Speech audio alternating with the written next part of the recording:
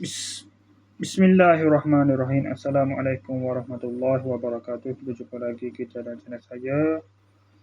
Hari ini hari Sabtu 4 hari bulan April 2026 Masehi bersama dengan 15 Syawal 1447 Hijriah.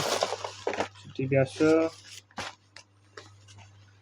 biasa sekarang ni pukul 6.34 minit lepas. Seperti biasa video dalam report kita untuk hari ini. Selepas pada buat video dalam report rumah kakak saya kemarin, saya tak keluar ke mana-mana lepas sembahyang maghrib. Lepas tu saya pergi keluar, saya pergi lepas sembahyang maghrib tu dah pukul 8.20 tu saya keluar pergi ke surau untuk sembahyang berjemaah, untuk sembahyang hari isyak berjemaah. Kemudian singgah kedai, lepas tu pergi ke pasar kas sekejap, lepas tu pergi kedai awal sekejap, tengok barang-barang. Tak ada nak beli apa, beli wayar ni, wayar halus sikit ni, murah sikit ni, buat tambah wayar charger iPhone.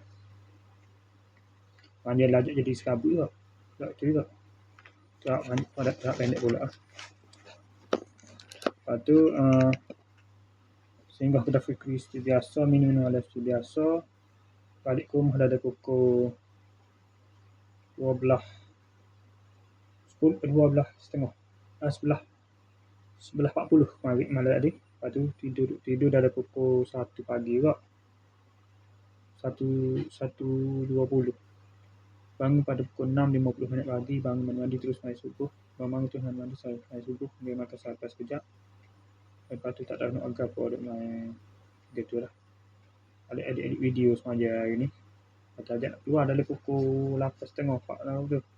Tak ada video gitu, main Facebook gitu lah. Post video dari posting dari Facebook gitu. Lebih kurang pada main Facebook gitu. Download video. Edit video dengan main Facebook dengan edit video. Sepanjang hari ni dah tak habis, tak siap lagi. Dah sempat agak post video, post dalam patut ni.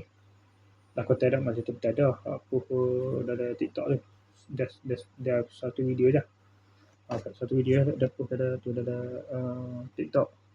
Lepas tu tidur sekejap lagi dalam pukul 11.30 tu. Seorang tu tidur, bangun pada pukul 1. Lepas tu seperti biasalah, sembahyang hari ni sembahyang awal sikit hari ni. Tiga suku. 3.10 lah. 2.50 hari ni sembahyang Zuhur. Tidur 3.30 lah. 2.50. Mana-mana sembahyang Zuhur. Masa-masa tu kita balik dalam 2.50 kita lah sembahyang Zuhur. Lepas tu dah kebetulan dah ni.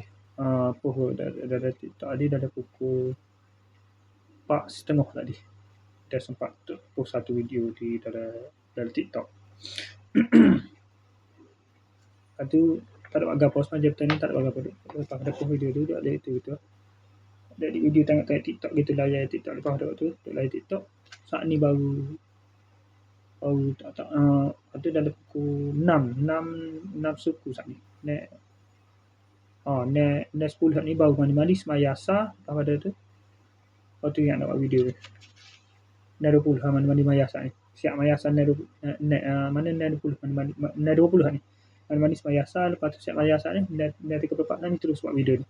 Di daily report ni. Okey, saya sekali saja untuk sesi video daily report kita untuk hari ini. Assalamualaikum, jumpa lagi.